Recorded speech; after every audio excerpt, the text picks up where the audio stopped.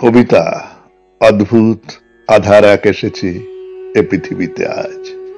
কবি জীবনানন্দ দাশ, উচ্চারণে সুরজিৎ দাস।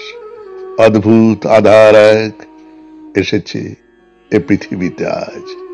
যারা অন্ধ সবচেয়ে বেশি আজ চোখে দেখে তারা, যাদের হৃদয়ে কোনো প্রেম নেই, প্রীতি নেই, করুণার আলোড়ন নেই। পৃথিবী অচল আজ তাদের সুপরামর্শ ছাড়া।